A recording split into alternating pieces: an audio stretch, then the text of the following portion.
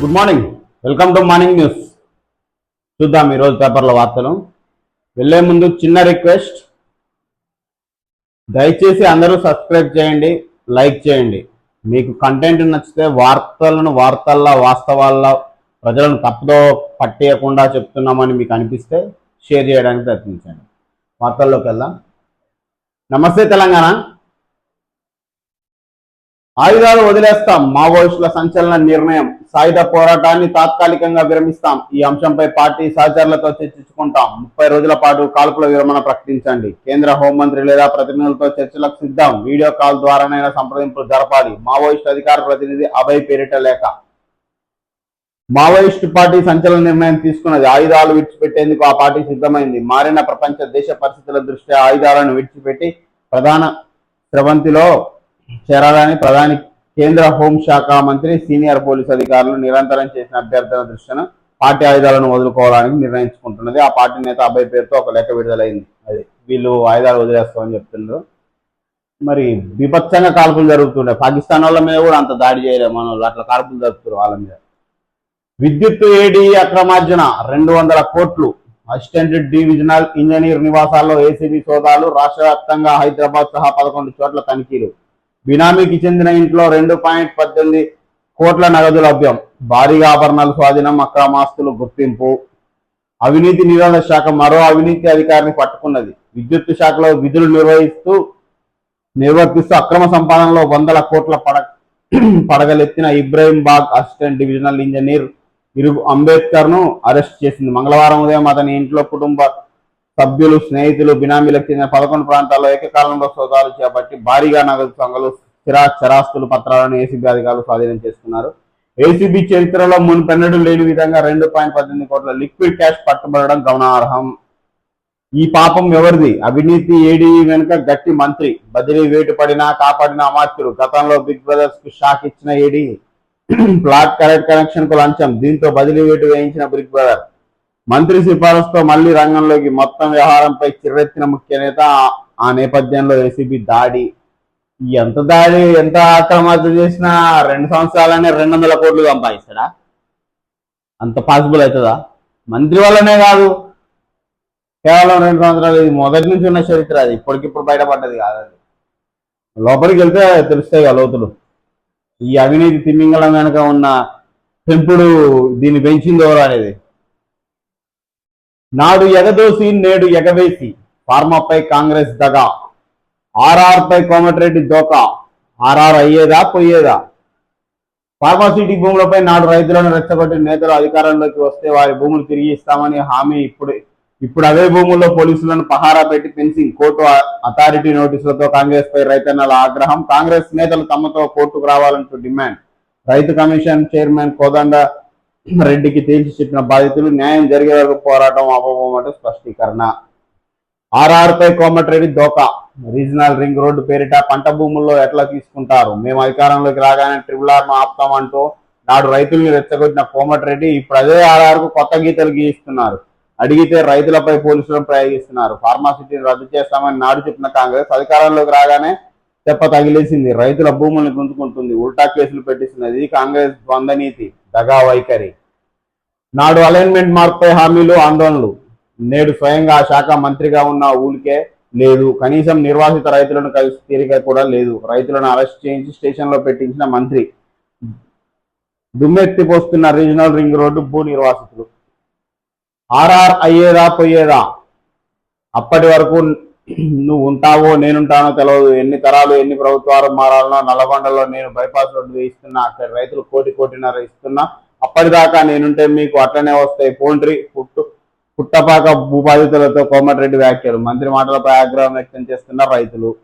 Triple-are పై తాజా రాష్ట్ర ఆర్ఎండ్బి శాఖ మంత్రి కోమటిరెడ్డి వెంకటరెడ్డి చేసిన వ్యాఖ్యలు కలకలం రేపుతున్నాయి. ఓవైపు నిత్యం ఢిల్లీకి వెళ్లి ట్రిపుల్-ఆర్ వేగవంతం చేయాలంటూ కేంద్ర మంత్రి నితిన్ గడ్కరీని కలిసే కోమటిరెడ్డి బాధిత రైతుల వద్దకే వచ్చి సరికి మాత్రం అదే అయ్యేదా అనేది. అంటే 2 వాయిస్లు ఉంటాయి కదా, మొదటి నుంచి తెలిసిందే కదా కాంగ్రెస్ లో.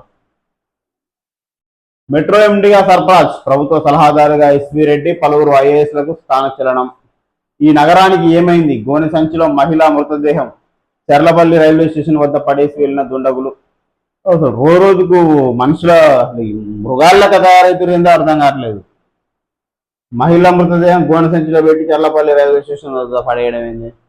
మొన్న ఒకడు వాళ్ళ కొడుకునే చంపిండు, 3 ఏళ్ల బాలుని హాస్పిటల్లో చంపారు, తల్లిని చంపిండు, తండ్రిని చంపారు. ఏం జరుగుతుందో అర్థం కావట్లేదు ప్రపంచంలో. మనిషి అనేటోడు రోజు రోజుకు మృగంగా తయారవుతుంది. మృగాలన్నా కనీసం వాటికి ఒక లెక్క ఉంటట్టుంది, మనుషులకు అట్లా కూడా లేదు. అప్పుల బాధతో 2 రైతులు ఆత్మహత్య, సాగు కలిసి రాక తీవ్ర మనస్తాపం, వరంగల్ సిరిసిల్ల జిల్లాలో విషాదం.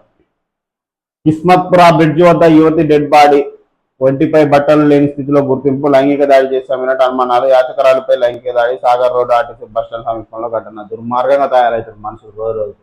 కాంగ్రెస్ పాలనలో హైదరాబాద్ ఆగం, సర్కార్ అసమర్థ విధానాలతో కుప్పకూలిన ఆర్థిక వ్యవస్థ.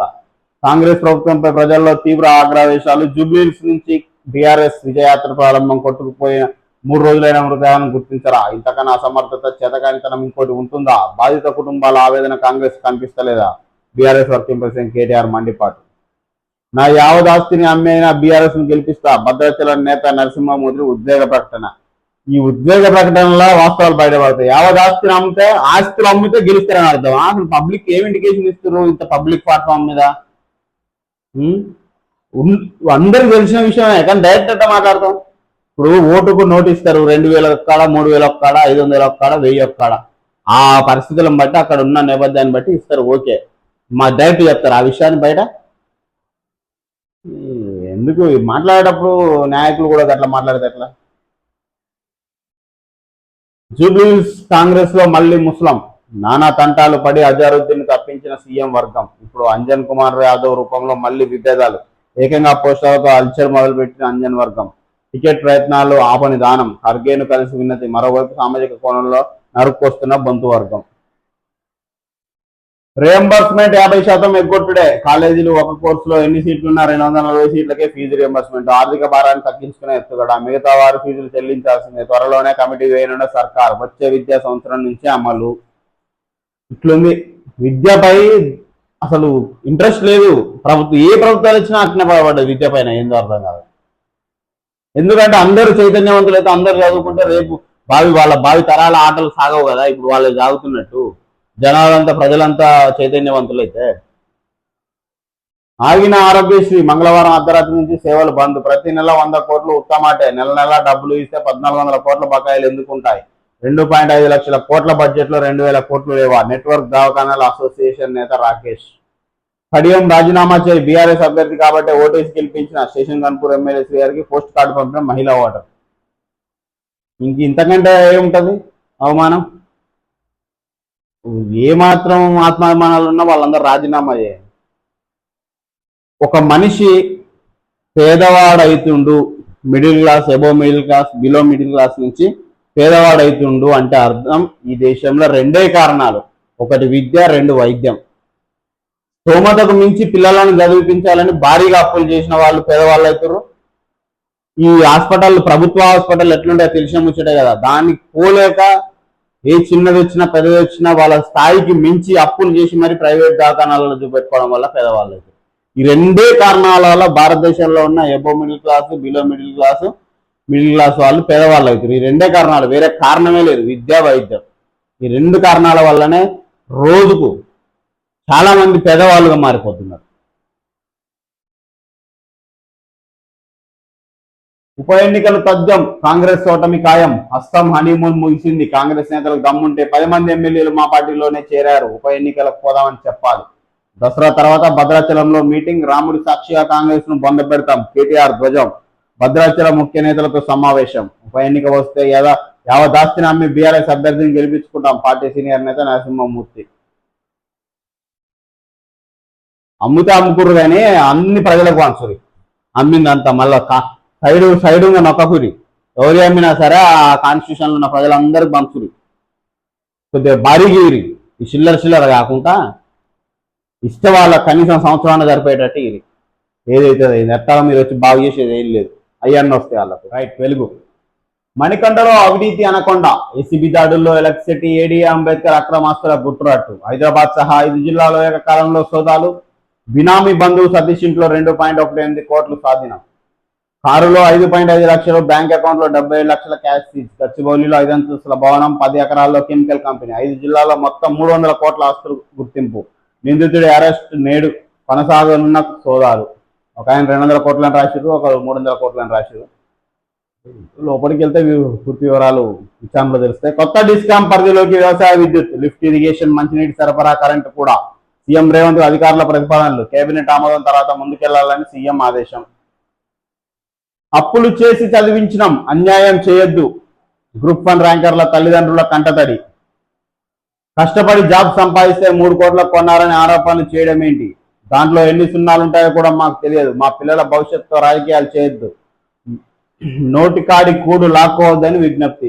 ఇది పరిస్థితి. చెప్పుడు ఇప్పుడు రాష్ట్ర ప్రభుత్వం చెప్పాలి. ఈ తల్లిదండ్రుల కన్నీళ్ళ పాపం ఈ 2 ప్రభుత్వాలకు తగులుతాయి. వాళ్ళు చెప్పాలి వీళ్ళకి సమాధానం.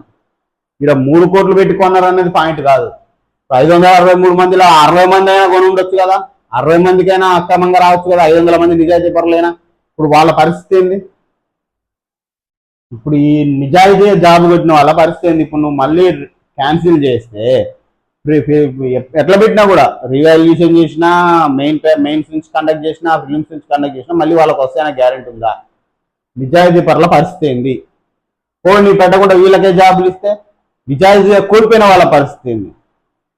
ప్రభుత్వాల అసమర్థత వల్ల తల్లిదండ్రులు కాయ కష్టం చేసి, అప్పులు చేసి, తినక పిల్లల్ని కోచింగ్ సెంటర్లకు పంపి స్థాయికి మించి ఏదో పెద్ద ఉద్యోగం సాధిస్తే ఉన్నతంగా బతకొచ్చు భావితరాలైనని భావించి చదివిపిస్తే దొంగ ప్రభుత్వాలు, చేతగాని ప్రభుత్వాలు తల్లిదండ్రులకు మిగిలిచ్చింది ఇదా? అంటే తేడా. కనీసం 500 ఉద్యోగాలు ఇవ్వలేని ఈ ప్రభుత్వాలు, చేతగాని ప్రభుత్వాలు అవసరమా ఈ ప్రజలకు? ఆలోచించాలి. ఒక ఎగ్జామ్ కండక్ట్ చేసి 500 మందికి ఉద్యోగాలు ఇవ్వలేని దీన స్థితిలో ఉంది వ్యవస్థ. సిగ్గు పడాలి. వీళ్ళ కంటతడికి సిగ్గు తెచ్చుకోవాలి ప్రభుత్వాలు. ఆ పాపం, ఆ ఉసురు అంతా ఈ 2 ప్రభుత్వాలకే తగ్గుతుంది. ఈ గ్రూప్ 1 కనుక ఎవరెవరైతే ఉన్నారో మొత్తం వాళ్ళకే తగులుతుంది ఈ పాపం అంతా. ఈ తల్లి ఏడుపు చూడు. నా కొడుకు కష్టపడి వీడు మళ్ళీ వస్తారో రాదో తెలియదు. పరిస్థితి ఏంది? ఆ ఉసురు ఊతనే పోతారు. ఆ ప్రభుత్వానికి, ఆ 2 ప్రభుత్వాలకు తగులుతుంది. ఈ గ్రూప్ 1 అనుకున్న ప్రతి ఒక్కరికి తగులుతుంది ఆ ఉసురు, ఆ తల్లి ఉసురు. 21 నుంచి బతుకమ్మ సంబరాలను వైభవంగా నిర్వహించేందుకు రాష్ట్ర పర్యాటక శాఖ సిద్ధమైంది. ఎందుకు బతుకమ్మ ఊరేగు? ఇక్కడ వీళ్ళ తల్లిదండ్రుల కాళ్ళు కనబడట్లేవా? ఎట్లా వాళ్ళ పరిస్థితి ఏందని దీని గురించి మాట్లాడతారా? ఇక బతుకమ్మ వంక పెట్టుకొని చీరలు ఇస్తే కూల్ అవుతారా? ప్రజలు కూడా ఆలోచించాలి. అసలు ఏంది వీళ్ళ ఆవేదన ఏంది? మళ్ళీ వచ్చేదా ఉద్యోగం? ఒక్కసారి పోతే ఏంది పరిస్థితి? ఒక్కసారి ఎగ్జామ్ రాస్తున్నాం అంటే మానసిక స్థితి ఏ రకంగా ఉండాలి?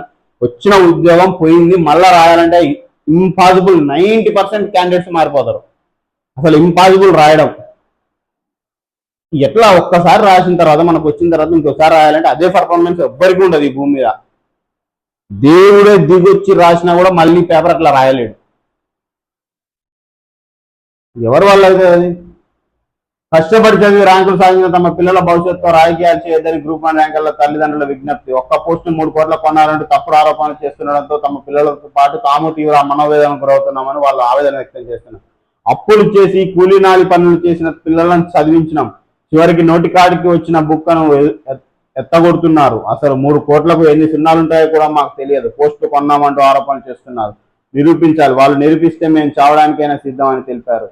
చాలా మంది అభ్యర్థులు 563 మందిలా వాస్తవానికి ఒక 10 లక్షల రూపాయలు కూడా ఒకసారి చూడని తల్లిదండ్రులు చాలా మంది ఉంటారు. 3 కోట్ల సంగతి దేవుడు కొన్నోడు కొన్నడేమో మనకు తెలియదు, ఓనికి తెలియదు ఆ విషయం. కానీ ఇన్నోసెన్స్ ఎంతమంది ఉంటుంటారు? వాళ్ళకి జరిగే అన్యాయం పరిస్థితి ఏంది? అది ప్రభుత్వాలు ఆలోచించాలి. ఈ నెలలో 2 లక్షల టన్నుల యూరియా ఇవ్వండి, ఒకసారి 80,000 టన్నులు ఇస్తామని వాళ్ళు అంటారు. 1,00,000 టన్నులు అంటారు, రోజు 10,000 టన్నులు అంటారు. రైతులు బొమ్మల లెక్క పడుతున్నారు ప్రభుత్వాలకు. ఆ నేపాల్లో కనుక జరిగినట్టు జరగాలి ఒక్కసారి. ఎంతసేపు ప్లకార్డులు పట్టుకొని యూరియా బస్తాలు ఆడబెట్టి బతుకమ్మల్ని, ఆ సంస్కృతి వేస్ట్. అట్లా సాధించుకునే రోజులు పోయినాయి. ఒక్కసారి నేపాల్లో ఏం జరిగిందో అట్లా జరిగితే రైతులందరూ ఒక్కసారి గట్టిగా పిడికిలు బిగించి అరిస్తే ఆ శబ్దానికి వస్తారు దుర్మార్గులు. ఎందుకు అట్లా అంత బానిసత్వంగా భయపడుతూ ఉండాలో అర్థం కావట్లేదు.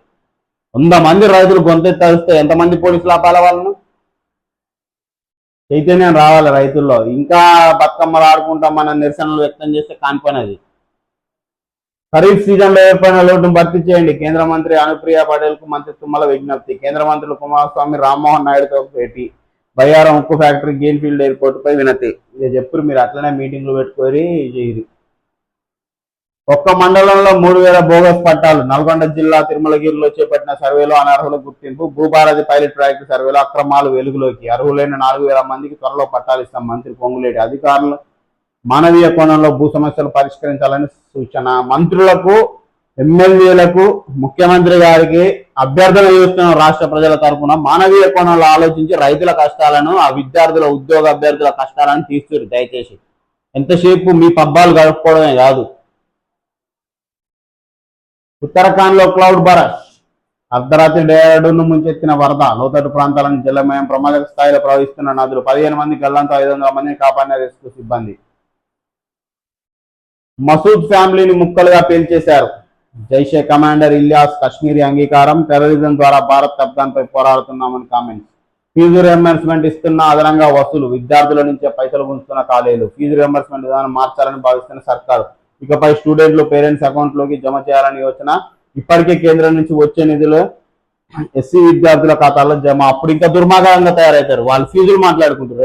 ఇప్పుడు కనీసం రియంబర్స్మెంట్ ర్యాంక్ వచ్చిన వాళ్ళకు కాలేజ్ ఫీజు ఉంటే అది పోని మిగిలిందే కట్టమంటారు. కానీ మీరు అకౌంట్లోకి వేస్తే ఏమైందంటే ఫ్రెష్ కాలేజ్ ఫీజు మాట్లాడుకుంటారు. అప్పుడు అది మీకు తెలవదు.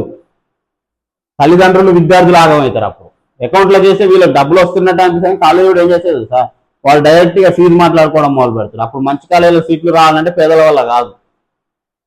అసలు ఇప్పుడు వాళ్ళ కాడున్న ఎక్విప్మెంట్కు ఒక కాలేజీని సర్వే చేసి మంచి ఎంత ఈ కాలేజీలో ఫీజు ఎంత అని ప్రభుత్వం నిర్ణయించాలి.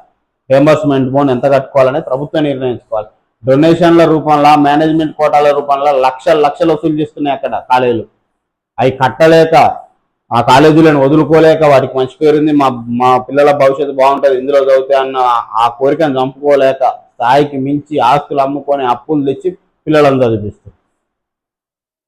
దీనిపైన మీరు చర్యలు తీసుకోవాల్సింది ఫీజుల పైన. ఎంత వసూలు చేస్తారు, ఎట్లుంది, అది దానిపైన చేయాలి. చేయరు. ఎందుకంటే మళ్ళీ ఈ ఎవరు ఇక్కడ అధికారంలో ఉన్నది వీళ్ళే, ఇక్కడ కాలేజీల రూపంలో ఫీజులు వసూలు చేసుకునేది వీళ్ళు, వీళ్ళ బంధువులే. మీరు చూడండి, కాలేజీలు 90% పొలిటీషియన్స్ బంధువులే ఉంటాయి. వీళ్ళే ఇచ్చుకుంటారు. ఇదంతా జనాలను నమ్మడానికి డ్రామాలు. మేం విజ్ఞప్తి చేస్తేనే భారత్ సీజ్ ఫైర్. మూడో దేశ మధ్యవర్తిత్వాన్ని ఇండియా వ్యతిరేకించింది. అంతర్జాతీయ మీడియా ముందు పాక్ డిప్యూటీ పీఎం వెల్లడి. ట్రంప్ వ్యాఖ్యలు అవాస్తవమని మరోసారి రూఢి. స్మృతి మందన టాప్ మహిళా వన్డే ర్యాంకింగ్స్ లో నెంబర్ 1. యువరాజు తప్పలకు ఈడీ నోటీసులట. 317 జీవో బాధితులు, బదిలీలు, డిప్యూటేషన్లు. 2 నుంచి 3 ఏళ్ల పాటు ఛాన్స్. ఉత్తర్వులు జారీ చేసిన ప్రభుత్వం. టార్గెట్ 2.5 ఏళ్లు. ఆలోపు కోర్ అర్బన్ రీజియన్ లో అండర్ గ్రౌండ్ కేబుల్ సిస్టమ్ పూర్తవ్వాలి. డిసెంబర్లోగా పూర్తి స్థాయి ప్రణాళిక సిద్ధం చేయండి. కేబినెట్ ఆమోదం తర్వాత కొత్త డిస్కామ్ ఏర్పాటుపై ముందుకు. సబ్ స్టేషన్ కెపాసిటీ కన్నా ఒక్క కనెక్షన్ ఎక్కువ ఉండొద్దు. విద్యుత్ శాఖపై సీఎం రేవంత్ రెడ్డి సమీక్ష. సోలార్ విద్యుత్ వినియోగాన్ని ప్రోత్సహించాలి సీఎం. అదనపు ఆదాయం ఎందుకు రావట్లే? ఇతర రాష్ట్రాల్లో పెరిగితే ఇక్కడ ఎందుకు తగ్గింది? వర్షాల వల్ల లిక్కర్ రెవెన్యూ తగ్గుతుందా? రాబడికి తగ్గడానికి గల కారణాలపై రిపోర్ట్ ఇవ్వండి. అధికారులపై మంత్రుల కమిటీ అసంతృప్తి. ఆ రాష్ట్రాల్లో ఆదాయం పెరిగింది, ఇక్కడ ఎందుకు తగ్గింది? వరదలతో లిక్కర్ ఆదాయానికి గండి. సాధారణంగా మందుబాబులు రెగ్యులర్గా వినియోగించే మద్యం కన్నా వర్షాకాలంలో కాస్త ఎక్కువ తీసుకుంటారు. కానీ రాష్ట్రంలో మాత్రం వర్షాకాలంలో లిక్కర్ ఆదాయం పడిపోయింది. అందుకు ప్రధాన కారణం వర్షాల వల్ల లిక్కర్ డిపోల చుట్టూ నీళ్లు నిలిచాయి. అందుకని మద్యం షాపులకు ట్రాన్స్పోర్ట్ చేయలేకపోయాం అని ఎక్సైజ్ అధికారులు సమాధానం ఇచ్చినట్టు తెలుస్తుంది. వరదల వల్ల 2-3 రోజుల పాటు లిక్కర్ ట్రాన్స్పోర్ట్ నిలిచిపోయి, కానీ ఎంత సిగ్గుచేటంటే ఇదా మాట్లాడుకునేది. బిర్రో తాగాలి కదా, పొట్టు తాగితే మనకి ఇన్కమ్ ఎక్కువ రావాలి కదా వర్షాకాలం నార్మల్ కంటే. మరి ఎందుకు తగ్గిందయ్యా? మరి ఇట్లా ట్రాన్స్పోర్ట్కి ఇబ్బంది అవుతుంది మందు వైన్ షాప్లకు తరలించడానికి అని మాట్లాడుకుంటారు. సిగ్గుండాలి కొంచెం. అసలు మద్యపాన నిషేధం చేసి ఆదాయ మార్గాలు పెంచుకోవాలి, కానీ దీని నుంచి ఇంకెంత దొబ్బుదామని ఆలోచించడం ఏంది రాష్ట్ర ప్రభుత్వాలు? సిగ్గు సిగ్గు ఉండాలి. ఇలాంటి ఈ మద్యం మీద సంపాదించి బతుకుదాం, మద్యం నుంచి చేద్దాం అంటానికి. దుర్మార్గం ఏందో ఇది. ఇలాంటి దుర్మార్గులు చేతగానలు చట్టసభలలో ఉంటే గిదే పరిస్థితి. విద్యావంతులు ఉండాలి, అందుకే కనీసం 15-20 సంవత్సరాలు. వర్షాకాలంలో బిర్రో తాగలేదు కాబట్టి మధ్యాహ్నం కాదు మన ఆదాయానికి గండిపడదని మాట్లాడుకుంటుంటే పరిస్థితి ఆడుకుంటే ఏంది రాష్ట్ర ప్రభుత్వ పరిస్థితి? ఇంత దుర్మార్గమా? ఒక ఆయనేమో టెండర్లకు క్యాష్ పెంచుతాడు, ఇంకొక ఆయనేమో లైసెన్సులు ఇస్తాడు, ఇంకొక ఆయనేమో వైన్ షాప్ల సంఖ్య పెంచుదాం అంటాడు, గ్రామ గ్రామానికి బీరు డబ్బాలు పంచుదాం అంటాడు. ఇంకేదో బ్యారళ్ళు చేస్తారంటే ఇట్లా నచ్చినంత కొనుక్కోవచ్చాట. ఇన్ని రోజులు 180 రూపాయలు ఉన్నోడే బీరు తాగి ఇప్పుడు 10 రూపాయలు ఉన్నోడు కూడా తాగొచ్చు, 100 రూపాయలు ఉన్నోడు కూడా తాగొచ్చు బీరు. అట్లా చేస్తారట ఈ దుర్మార్గమైన ప్రభుత్వంలో. ఇది గత ప్రభుత్వం. అన్ని ప్రభుత్వాలు అట్నే పాడుపడ్డాయి మద్యం మీద. లివర్లు పాడే ఒక్కొక్కరి కుటుంబాలు నాశనం అయిపోతున్నాయి మద్యానికి బానిసలు ఈ మోపును అమ్ముతుంటే. వాటిని తగ్గించేది పోయి ఇంకా గండిపడ్డది మన ఆదాయానికి అని మాట్లాడుకున్నాం. సిగ్గుచేటు ప్రభుత్వాలకి. ఆదాయం పెంపునకు మార్గాలు అన్వేషించాలి. రిజిస్ట్రేషన్ శాఖపై 15 రోజుల నివేదిక ఇవ్వాలి. డిప్యూటీ సీఎం బట్టి విక్రమార్క ఉన్నతాధికారులతో సబ్ కమిటీ భేటీ. రిజిస్ట్రేషన్ శాఖ దోపిడీకి అడ్డాగా మారిపోయింది. మీరు మీ జిల్లాలో ఉన్న రిజిస్ట్రేషన్ ఆఫీస్కి వెళ్ళి అది అద్దె భవనం అయి ఉంటుంది. అక్కడ టాయిలెట్స్ ఉండవు, వాటర్ ఫెసిలిటీ ఉండదు. ఆ రిజిస్ట్రేషన్ చేయించుకోవడానికి వచ్చిన వాళ్ళకు ఒక రూమ్ ఉండదు కూర్చోవడానికి. ఆ బండల మీద చెట్ల కింద కూర్చుంటారు. అక్కడ మహిళలకు వాష్రూమ్ పోవాలంటే ఇబ్బంది. మళ్ళా అదే అద్దె బిల్డింగ్ నుంచి నెలకు కోట్ల రూపాయల ఆదాయం వస్తుంది ఎటువంటి పెట్టుబడి లేకుండా. మన అన్న పేరు మీద ఉన్నది మన పేరుకి మార్చుకోవాలన్నా, మన తల్లిదండ్రుల పేరు మీద మన పేరుకి మార్చుకోవాలన్నా, యాజ్ ఎ గిఫ్ట్ డీడ్ గా మార్చుకోవాలన్నా కూడా చలానా కట్టాలి 1000 రూపాయలల్లో మీ ల్యాండ్ ఏరియాని బట్టి. ప్రతి నెలకు ఈజీగా కమ్సే కమ్ ఒక్క డిస్టిక్ ఆఫీస్ నుంచి 1-2 కోట్లు వస్తాయి ఆదాయం. ఇంకెక్కువనే రావచ్చు. కానీ అక్కడ కనీసం ఫెసిలిటీస్ ఉండవు. అక్కడ ఇంత దుర్మార్గం. ఇంకా దాని మీద నివేదిక ఇవ్వాలన్నాడు. ఇంకా దోపిడి పెంచాలనా? ఈ రిజిస్ట్రేషన్ మనం గవర్నమెంట్ కట్టే డీడీ కాక రిజిస్ట్రార్ లంచం ఉంటుంది అక్కడ అన్అఫీషియల్ గా. ఎవరికి ఎవరైనా ఇచ్చి చేయించుకోవాల్సిందే. ఇట్లుంది వ్యవస్థ. ఏం మారుతాయి, ఏం మార్పులు వస్తాయి, ఈ జీవితాలు ఏం మారుతాయి? మన తరాల నాయకులు ఇట్లా తగలబడితే భావి తరాల పరిస్థితి ఏంది? ఇప్పుడు చదువుకున్న విద్యావంతులు, యువకులు, నిరుద్యోగులు లక్షల మందిలో ఉన్నారు. అందరూ ఆలోచన చేయాలి. వీళ్ళు చట్టసభలలో కూర్చొని పరిపాలిస్తే మన భావితరాలు అసలు ఇప్పుడు 100 years లైఫ్ స్పాన్ ఇప్పుడు 65 yearsకి వచ్చింది. తర్వాత 50కి వస్తుంది. 20-30 ఏళ్ళు బతికితే గ్రేట్ అనే కాడికి వస్తుంది. ఇట్లనే ప్రోత్సహించుకుంటా పోతే వీళ్ళ వల్ల అంత కాలుష్యమే. అటు వాతావరణం కాలుష్యమే, ఇటు మనుషుల జీవితాలు కాలుష్యమే. ఎప్పుడైతే చదువుకున్నవాడు దానిపైన అవగాహన ఉన్నవాడు పరిపాలిస్తాడో అప్పుడు మారిపోతుంది.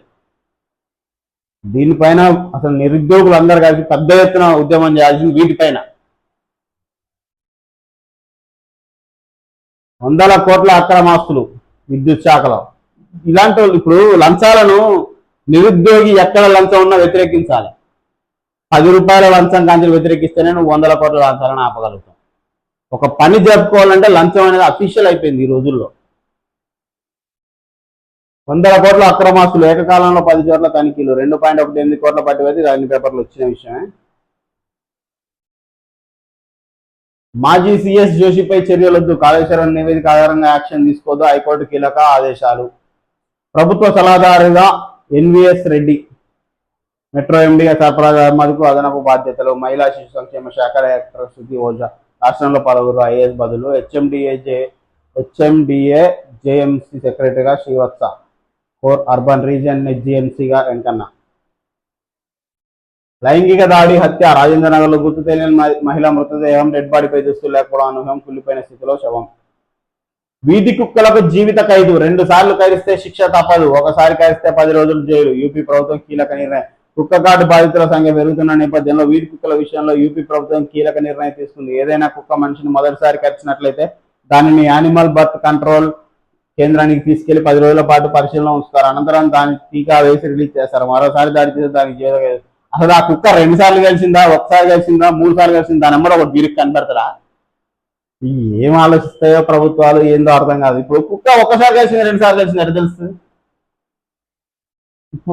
ఎవరు దాని నెంబర్ తిరుగుతారా? ఎవడన్నా తిరిగి కనిపెడతారా? ఇట్లా దానికి ఏమన్నా జిపిఎస్ పెడతారా? దాని మూమెంట్స్ అన్నింటినీ క్యాప్చర్ చేయడానికి ఏ ఏరియాలు తిరుగుతుంది, లైవ్ కెమెరా ఉంటుంది దాని చుట్టూ. ఈ కలుస్తుందా కలవట్లేదా గమనించడానికి ఏమన్నా ఎట్లా కనబడతా అసలు? హైడ్రా ఇటు చూడదా, కడతాల్లో చెరువులు, కుంటలు, అన్యాక్రాంతంపై పలు ఫిర్యాదులు. మంకాల్లో ఇప్పటికే కుంటమాయం, భారీ వెంచర్ల కోసం కడతాల్లోనూ అదే పరిస్థితి. ప్రస్తుతం అక్కడ 160 పైగా వెలిసిన వెంచర్లు, 19 వరకు గొలుసు కట్టి చెరువులు కనుమరుగు. పోర్ట్ సిటీకి చేరువలోనే నీటి వనరుల మిస్సింగ్. హైదరాబాద్ ఏందో ఇంకో ప్రభుత్వం వస్తే తెలుస్తుంది మరి.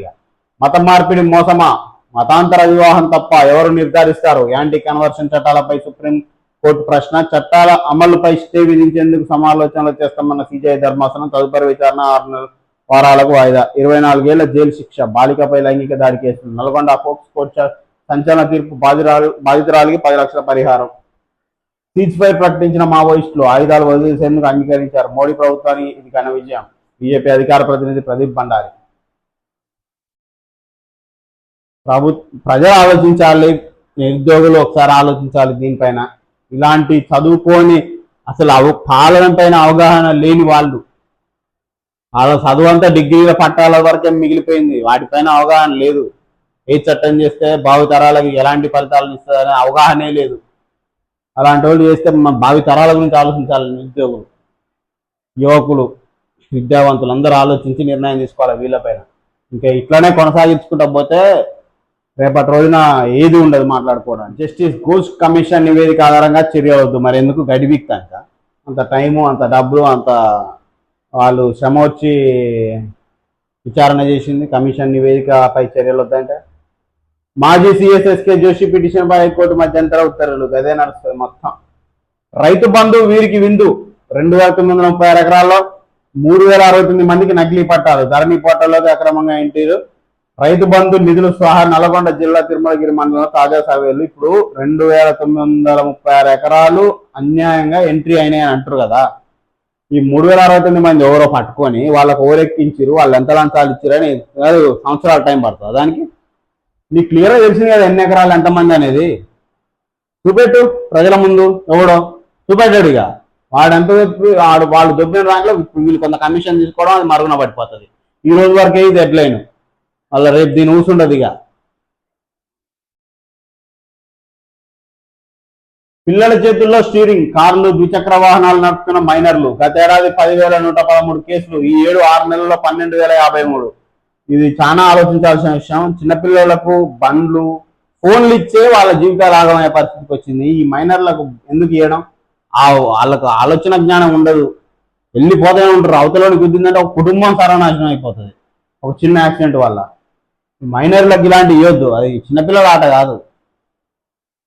హెల్మెట్ లేకుండా 49,99,748 కేసులు. జరిమానా ఈ ఎదుడు ఇక్కడ అసలు భాగవతం బయటపడతాయి. 86,38,12,800 రూపాయలు కేవలం హెల్మెట్ లేకుండా వచ్చిన ఆదాయం. అధిక వేగం వల్ల 52,77,07,000 రూపాయలు. లైసెన్సులు లేకుండా 5,39,90,200. సిగ్నల్ జంపు పైసలు చూడండి, 18,84,84,95,000 రూపాయలు. సెల్ ఫోన్ డ్రైవింగ్ వల్ల 13,47,44,000 రూపాయలు. ఇదంతా ప్రభుత్వ ఆదాయం. వీటిని పెట్టి బాగా చేసిన రోడ్లన్నీ బాగుపడతాయి. ఆల్మోస్ట్ ఎక్కడెక్కడైతే ఈ కేసులు దొరికినాయో ఆ ఏరియాలో ఉన్న రోడ్లు, వాళ్ళు దొరికిన కాడనే అదే రోడ్డు ఈ డబ్బులు పెట్టినా బాగుపడదని పెట్టదు ప్రభుత్వం. అసలు మైనర్లకు స్టీరింగ్ ఇవ్వద్దు, ఎటువంటి బండ్లు, ద్విచక్ర వాహనాలు నడపనియద్దు. ఇక ఆల్రెడీ వాళ్ళ మీద కేసులు అయితేనే ఉన్నాయి, తల్లిదండ్రుల మీద మైనర్లు నడిపితే. ఇప్పటికైనా జాగ్రత్తగా ఉండాలి. ఎందుకంటే అది ఒక్క మైనర్ పోయి ఒక యాక్సిడెంట్ చేసిందంటే అవతల ఒక కుటుంబమే ఆగమైపోతుంది. ఇటు వీళ్ళు బాధపడాల్సిందే కదా ఏదన్నా అయితే.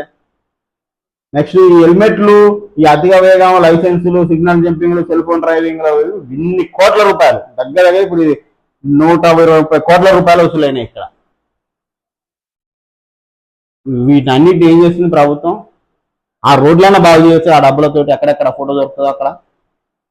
రాజధాని కీలక ప్రాంతాల్లో భూగర్భ విద్యుత్ కేబుల్. డిసెంబర్ నాటి ప్రణాళిక. 2.5 ఏళ్లలో నిర్మాణం పూర్తి చేయాలి. విద్యుత్పై సమీక్షలో సీఎం రేవంత్ రెడ్డి ఆదేశాలు. ప్రైవేటు విద్యా సంస్థలు మున్ముందుకు, ప్రభుత్వానికి వెనుకడుగు. జాతీయ ర్యాంకింగ్లో ఏటేటా ఎంతో తేడా. ఇంజనీరింగ్లో దేశంలోని కొన్ని ప్రైవేట్ విద్యా సంస్థల ర్యాంకులు. బిట్స్ బిలాని 25, ఇప్పుడు ప్రజెంట్ 19.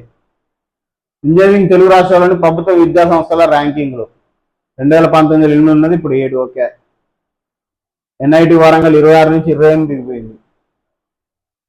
ఐఐటి తిరుపతి 57వ స్థానంలో ఉంది, HCU 74వ స్థానంలో ఉంది. ఇక్కడ ఈ ఎంత వెచ్చిస్తే డబ్బులు ఆడికంటే కొన్ని వందల కోట్లు ఎక్కువనే వెచ్చిస్తారు వీటిపైన, కానీ మరి రిజల్ట్స్ రావు, అదేందో అర్థం కాదు. ఇక్కడ ఓన్లీ కేటాయించడం వరకు అక్కడ 1000 రూపాయలు కనబడవు.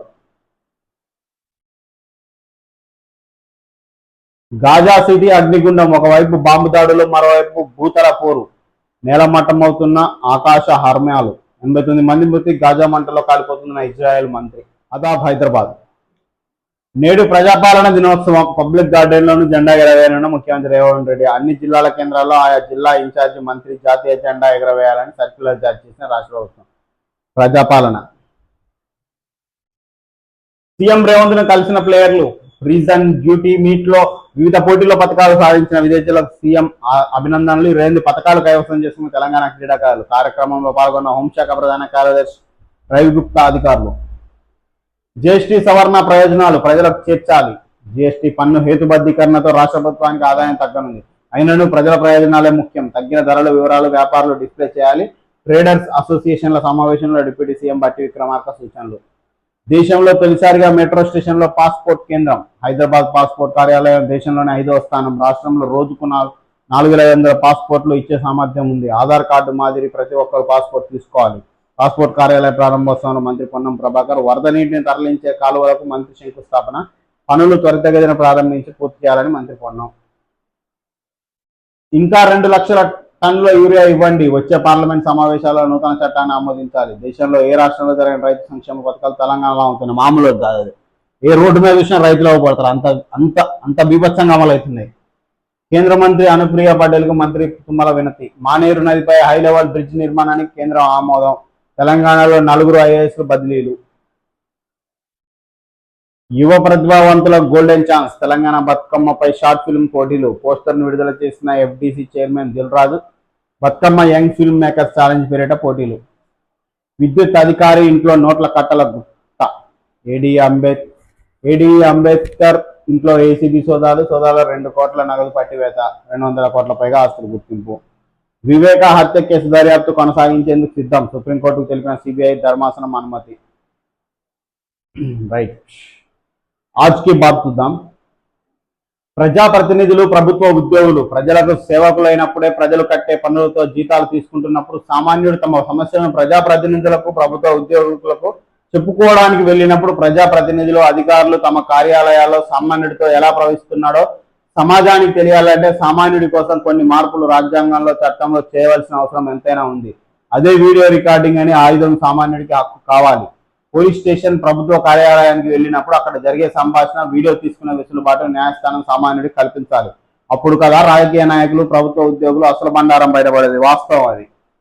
వీడియో తీయడానికి తప్పేంది? అక్కడ ఏమైనా దుర్మార్గం జరుగుతుందా? మర్డర్లు జరుగుతున్నాయా? ఏమైనా గంజాయి అమ్ముతురా? ఒక పోలీస్ స్టేషన్లలో, ప్రభుత్వ ఆసుపత్రులలో, ఎన్ని ఆఫీసులలో వీడియో తీస్తే తప్పేంది? ఏమన్నా చూడకూడని నేరాలు చూస్తారు అక్కడ? కాదు కదా. ఇప్పుడు సమస్య మాట్లాడితే ఒక పోలీస్ అధికారి కాడికి ఒక ఆయన సమస్య ఉందని మాట్లాడితే ఫస్ట్ ఆయన మాట్లాడే విధానం ఎట్లుంటే అందరూ అట్లా కొందరు దుర్మార్గంగా ఉంటది. అది వీడియో తీయనియరు. ఒక మామూలు ప్రభుత్వ ఆఫీసులలో ఇట్లా ఫోన్ తీయంగానే నాట్ అలౌడ్ అంటాడు. రాజ్యాంగంలో రాసినట్టు అది ఆయన ఇల్లు అన్నట్టు. నీ ఇంట్లో వీడియో తీయొద్దు అనేది నీ పర్సనల్ మ్యాటర్. నీకు హక్కు ఉంది, నా ఇంట్లో నువ్వు వీడియో తీయకు అనే హక్కు. కానీ ప్రభుత్వ ఆఫీస్ అనేది అందరిది, ప్రజలు కట్టే పన్నులతో నడిచేది. దాంట్లో ఎవరైనా వీడియో తీసుకోవచ్చు. అది రాజ్యాంగ సవరణ చేయాలి. ఇంకా పక్కా పోలీస్ స్టేషన్లలో, ప్రభుత్వ ఆఫీసులలో ఎవరైనా వీడియో తీయొచ్చు. వెళ్ళి వాళ్ళ పని గురించి మాట్లాడినప్పుడు వెళ్ళి వీడియో తీసుకునే హక్కు వాళ్ళకు ఉంది అనొచ్చు. CC కెమెరాలు ఆల్రెడీ ఉంటాయి, ఈ పని చేయదు. అంతా ఉత్త డంచికే వారం. అదంతా మాటల్లోనే తీసుకునే అసలు రాజ్యాంగ సవరణ చేయాలి. ప్రతి ఒక్కరికి హక్కు ఉంటుందని దాన్ని ఆబ్జెక్షన్ పెట్టడానికి కూడా ఎవరికి వీలు ఉండకుండా చేయాలి. రైట్, ఇది ఈరోజు మార్నింగ్ న్యూస్. దయచేసి అందరూ సపోర్ట్ చేయండి. మీరు చేసే సపోర్ట్ సబ్స్క్రైబ్ చేయండి, లైక్ చేయండి, షేర్ చేయండి. మనం ఇంకా ఎక్కువ కంటెంట్ చేయడానికి వీలుంటుంది. మన పనిలో క్వాలిటీని పెంచుకోవడానికి వీలుంటుంది. మీరు సబ్స్క్రైబ్ రూపంలో ఎంకరేజ్ చేస్తే ఇంకా పెద్ద ఎత్తున పని చేయడానికి మేము కూడా, మీరు రోజు సబ్స్క్రైబ్ పెరుగుతూనే ఉన్నారు, కాకపోతే కొంచెం స్పీడ్ అయితే బాగుంటుంది. ఇప్పుడే స్టార్ట్ చేసినాం. ఎక్విప్మెంట్ ఇంకా పెంచుకోవాలి, ఇంకా క్వాలిటీ వర్క్ మీకు అందియాలి అంటే మీ సబ్స్క్రైబ్, లైక్, షేర్ మాకు చాలా ఇంపార్టెంట్. దయచేసి సబ్స్క్రైబ్ చేయండి. Thank you.